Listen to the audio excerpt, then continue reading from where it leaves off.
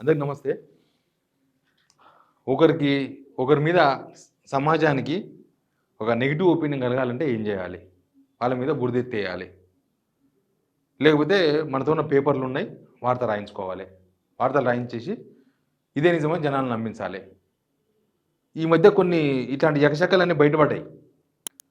ముఖ్యంగా ప్రభుత్వ ఉద్యోగుల మీద, అవుట్‌సోర్సింగ్ కాంట్రాక్ట్ ఉద్యోగుల మీద గవర్నమెంటే లీకులు ఇచ్చి వీళ్ళంతా దొంగలు, సగం మంది ఉద్యోగులు లేరు, అన్ని పైసలు ఎవరో తిన్నారు, ఇదంతా పోయిన గవర్నమెంట్‌లో నడిచింది.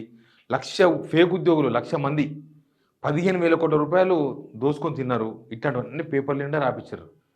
మళ్ళీ గవే పేపర్లు ఏం రాసినాయంటే అవుట్‌సోర్సింగ్ ఉద్యోగులు, తర్వాత గవర్నమెంట్ ఉద్యోగులు సరి సమానంగా ఉన్నారు. 5,5 లక్షల మంది ఉన్నారు. ప్రభుత్వం దగ్గర ఉన్న లెక్క కన్నా ఇంకా ఎక్కువ మంది ఉద్యోగులు ఉన్నారంట. వారం 10 రోజులకే నడుస్తుంది ఇది. వాళ్ళకు ప్రభుత్వ ఉద్యోగులకు జీతాలు ఇయ్యాలని రాపిచ్చిండ్రా, ఇయ్యకూడదని రాపిచ్చిండ్రా వార్తలు. ఈ నెల జీతాలకు పైసలు లేవు, ఎగ్గొడదామని ప్రయత్నం చేసిండ్రా, ఏం జరిగిందో తెలియదు. కానీ లెక్క తేలిందేమో ప్రభుత్వం దగ్గర ఉన్న దానికన్నా ఎక్కువ మంది ఉన్నారంట. మళ్ళీ వార్తలు ఎందుకు రాపిచ్చిర్రు? వార్తలు రాసిన వాళ్ళు ఎవరు? వార్తలు తప్పైతే రిజైన్ అని ఇచ్చిన పేపర్లు ఏ సీఎం నుంచి ఏమొస్తే అది రాసి పంపుడే జనాలకి. అది వాస్తవమేందో అవాస్తవమేందో ఏది పట్టింపు లేదు. ఇది ఒకటే కాదు, పేపర్లో వచ్చే వార్తలు అన్నీ కూడా ఉత్త వార్తలే అని ఇప్పుడు అర్థమవుతుంది. ఉత్తుత వార్తలే. అవతల ఓ మనిషి మీద బట్టగాల్చి ముఖం మీద పడేయాలి, వార్త రాసి పడేయాలి, అంతే. కానీ ఏముండదు. మళ్ళా అంతా సరిగనక అట్టెట్లా అని మళ్ళీ ఒకటి. సరే, అన్నీ మీకు చూపిస్తా విత్ ప్రూఫ్స్తో సహా. ప్రభుత్వ ఉద్యోగులను దొంగలుగా చిత్రీకరించి మీడియా, కొన్ని పేపర్లు, కొన్ని టీవీలు, సీఎం అండర్లో ఉండే టీవీలు, సీఎం ఏం చెప్తే అవి చూపించే టీవీలు, పేపర్లు ఆ పని చేసినాయి. తర్వాత మళ్ళా వారం రోజులు తిరగకముందే లేదు అంతా కరెక్ట్గానే ఉన్నదని రాశారు. అంటే ప్రభుత్వ ఉద్యోగులను వీళ్ళు దొంగలను చిత్రీకరించే ప్రయత్నం చేశారు. లెక్క కరెక్ట్ సరి చేసింది వీళ్ళని. ఇంకా వీళ్ళు చాలామంది మీద కూడా కేసులు పెట్టారు. అన్నీ ఉత్తవే అన్నీ దీన్ని బట్టి అర్థమవుతుంది. సబ్స్క్రైబ్ చేయండి, షేర్ కూడా చేయండి. నా దగ్గర చాలా పేపర్ కటింగ్స్ ఉన్నాయి, అన్నీ నేను చూపించలేనేమో కానీ కొన్ని చూపిస్తా. బోగస్ ఉద్యోగులు 1,00,000. బీఆర్ఎస్ సాయంలో భారీగా ప్రజాధనం దుర్వినియోగం. గత 10 ఏళ్లలో 18,000 కోట్లు. 18,000 కోట్లు వృధా అంటే ఏందది? ఇప్పటికే చాలా విభాగాలు గుర్తించిన అధికారులు రాష్ట్రంలో 493,000 మంది అవుట్‌సోర్సింగ్ కాంట్రాక్ట్ ఎంప్లాయీస్ ఉన్నారు. ఇదంతా ఇట్లాంటి కథనాలు 3 రోజులు 4 రోజులు రాపిచ్చారు. ఎట్లా రాపిచ్చారు అంటే ఇంకో ఏదో దొంగలు ఉన్నట్టు ఉద్యోగుల లెక్కలు ఇస్తలేదు వెలుగు పేపర్. ఈ చిల్లర పేపర్లే ఈ చిల్లర వార్తలు రాసేది. వివరాలు ఇస్తేనే వేతనం. బోగస్ మీద ఫోకస్ చేసినారు. కట్ ఆఫ్ రేటు ఆధార చేయాలి. ఒకే పేరు దిశ, ఇది ఒకే పేరు 4 జీతాలు. అవుట్‌సోర్సింగ్లో భారీ స్కామ్. నకిలీ ఉద్యోగుల దందా, అక్రమాలకు అవుట్‌సోర్సింగ్. అసలు ఇవన్నీ చూసి నిజంగా నాకు చాలామంది పెట్టారు, అన్న మీరు దీని మీద ఎందుకు రెస్పాండ్ అయితే లేరు అన్నారు. తీరా నేను కొద్దిగా ఎంక్వైరీ చేస్తే మాట్లాడినా, అవుట్‌సోర్సింగ్ అసోసియేషన్లతో మాట్లాడినా, కాంట్రాక్టర్స్ అసోసియేషన్, గవర్నమెంట్ ఉద్యోగుల అసోసియేషన్. అంటే నా రోజులు ఆగుంటూ లెక్క తెలుస్తే కదా, వాళ్ళే రాస్తారు. మళ్ళా అంత ఉత్తగా ఉండదు. ఏంది 1,00,000 మంది ఉద్యోగులు అంటే ఏమనుకుంటున్నారని. తర్వాత మళ్ళీ వీళ్ళే వార్త రాశారు. ఇంకో ఉద్యోగుల లెక్క తేలింది. 5,21,000 మంది రెగ్యులర్ ఎంప్లాయీస్తో సమానంగా టెంపరీ ఉద్యోగులు. టెంపరీ అంటే కాంట్రాక్ట్ అవుట్‌సోర్సింగ్ ఉద్యోగులు. మంత్రులు, ఐఏఎస్ స్పెషల్ సిబ్బందిపై తర్జన భర్జన. అసలు విషయం ఏంటంటే గవర్నమెంట్ దగ్గర ఉన్న లెక్కల కన్నా ఎక్కువ మంది ఉద్యోగులు ఉన్నారండి. ఇంకా గవర్నమెంట్ డాటా ఎందుకు తెలుసా? ఇప్పుడు ఈ సంక్షేమ శాఖ హాస్టల్లో పనిచేసే ఉద్యోగుల డాటా వీళ్ళ దగ్గర లేదు. తర్వాత మంత్రుల పేసీలలో ఒక్కొక్క మంత్రికి 10 మంది పిఏలు, వంట మనుషులు, ఇక ఎవరెవరో దానిలో ఒక 30-40 మంది ఉంటారు. తర్వాత ఐఏఎస్ ఐపీఎస్ ఆఫీసర్ల దగ్గర పనిచేస్తుంటారు ఇండ్లులా. వాళ్ళు మొత్తం కలిసి ఒక 1,000 మంది వెళ్తారో, ఇంకా ఎక్కువ మంది వెళ్తారో, ఇంకా ఎక్కువనే ఉండొచ్చు. 1,000 మంది ఎందుకుంటారు, ఇంకా ఎక్కువ ఉంటారు. అంటే వీళ్ళు వార్తలు రాపిచ్చింది తప్పు, లెక్క తేలింది ఇప్పుడు. మరి ఇప్పుడు 1,00,000 ఉద్యోగులు ఫేక్ అని రాసినోడు ఏం కావాలి? అది చదివినోళ్ళు ఏమనుకుంటారు?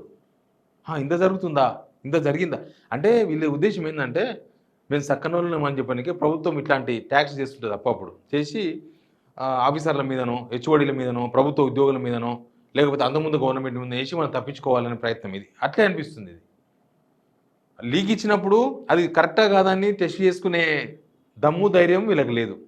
ఎవరిని అడగాలి? వాడే చెప్పినాక. మళ్ళా లెక్క తేలిన తర్వాత అదే కరెక్ట్ అని అది వేయాలి మళ్ళా. అంటే మధ్యలో ఆ పేపర్ ఆ వార్త చదివి ఈ వార్త చదవకపోతే అర్థమే కాదు ఇంకా. ఆ వార్త చదువులు ఏముంటారు? ప్రభుత్వ ఉద్యోగులు దొంగలున్నారు చూసినావా? పోయిన గవర్నమెంట్‌లో మొత్తం 18,000 కోట్ల రూపాయలు తిన్నారంట ఔట్‌సోర్సింగ్ ఉద్యోగుల పేరు మీద. ఉద్యోగులు లేకుండానే. తీరా చూస్తే అంతా కరెక్టే ఉంది. వీళ్ళు రాసే వార్తలు మొత్తం ఇట్లే ఉన్నాయేమో అనిపిస్తుంది మొత్తం. పలానా స్కామ్‌లో పలానాది ఒక పెద్ద స్కామ్ జరిగింది. దాంట్లో ఇన్ని పైసలున్నాయి పోయిన గవర్నమెంట్‌లో. ఇప్పుడు కేసీఆర్ మీద ఇప్పటిదాకా చర్యలు తీసుకోలేదు. కేటీఆర్ మీద చర్యలు తీసుకోలేదంటే బహుశా ఇట్లే ఉన్నట్టుంది అది గూడా. ఇంతకు మించి అంటే కేవలం రాజకీయంగా దాన్ని వాడుకోవడానికి, లేకపోతే ప్రభుత్వ ఉద్యోగులు డిమాండ్‌లు అవి ఇవి చేస్తున్నారు. వాళ్ళంతా మళ్ళా ఏదో పీఆర్సీ అంటున్నారు. వాళ్ళు ఒక పెద్ద డిమాండ్ పత్రం పెట్టింది ప్రభుత్వం ముందల.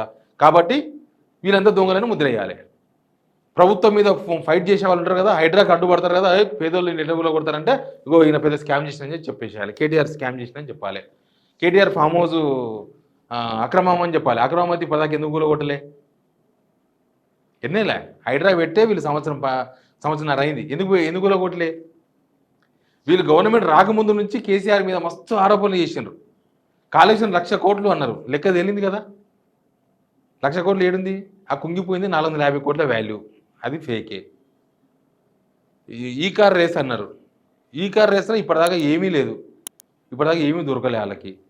దానిలో నిందితుడుగా ఉన్న ఐఏఎస్ అరవింద్ కుమార్‌ను పక్కన పెట్టుకునే మొన్న రేవంత్ రెడ్డి ఏదో విడుదల చేసి. మరి ఆయన స్కామ్ చేస్తే ఆయన పక్కన తీసుకున్నాడు రేవంత్ రెడ్డి. మరి కాళేశ్వరం మొత్తం కుంగిపోతే ఆ కాళేశ్వరం మిగతా ఒక మేడిగడ్డ కాగా ఇప్పుడు ప్రాణహితకెళ్ళి నీళ్ళు తీసుకొచ్చి మళ్ళీ సుందిల్లో వస్తారు. సుందిల్లో కొట్టుకుపోయిందన్నారు. ఇప్పుడు సుందిల్లో నీళ్ళు పోసి ఆ నీళ్ళు ఎల్లపల్లి తీసుకొస్తామంటున్నారు. అది ఫేకే. అన్నీ ఫేకే ఉన్నాయి. అసలు ఈ గవర్నమెంట్ వచ్చి 2 సంవత్సరాలు అయింది. ఇప్పటిదాకా ఒక్క ప్రూఫ్ కూడా ఎందుకు బయట పెట్టలేదు? ఒక్కటి కూడా ఎందుకు కేసు వికప్ చేయాలి? ఇప్పుడు చూసారు కదా! కాళేశ్వరంది మొత్తం రిపోర్ట్ తేల్చేసింది. ఇక అయిపోయింది. వీళ్ళు పెద్ద దొంగలు అన్నారు. సిబిఐకి ఇచ్చిర్రు. సిబిఐ ఇప్పటిదాకా రెస్పాన్స్ కాలే. ఇప్పటి నుంచి ఇలా అడుగుతూనే లేరు సిబిఐని. సిబిఐ వేయకపోతే మనం ఏసీబీ నుంచి చేద్దాం అనుకుంటున్నారు. అసలు గవర్నమెంట్ దగ్గర ఆధారాలు ఉంటే కమిషన్కి ఎందుకు ఇవ్వాలో తెలియదు. వీళ్ళు చేసే ఆరోపణలు జస్ట్ వీళ్ళ అధికారం కోసం చేసిండ్రు. ఇప్పుడు తప్పించుకొనికే చేస్తున్నారు. ఇప్పుడు ఈ ప్రభుత్వ ఉద్యోగుల ఇష్యూ వచ్చిన తర్వాత అయితే తెడితెల్లం అయిపోయింది. సరే వాళ్ళంటే పొలిటీషియన్స్, మీరు ఆరోపణ చేస్తే వాళ్ళు ఒక ఆరోపణ చేస్తారు. మీరు దెబ్బ కొడితే వాళ్ళు దెబ్బ కొడతారు. మీరు కేసు పెడితే వాళ్ళు కేసు వేస్తారు.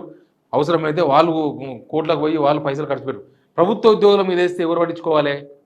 వాళ్ళు బయటకు వచ్చి మాట్లాడలేరు.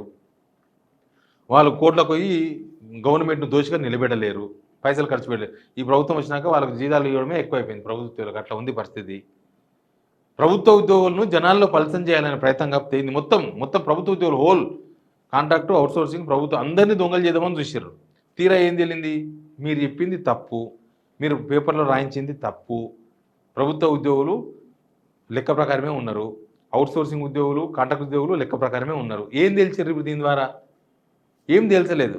అవతల మీద బురద వేయాలి, ప్రభుత్వ ఉద్యోగుల మీద వేయాలి, అవతల గవర్నమెంట్ మీద వేయాలి, వేసి తప్పించుకోవాలనుకున్నారు. తీరా లెక్క తేలే వరకు గప్చుప్ ఎవరు మాట్లాడతలేరు.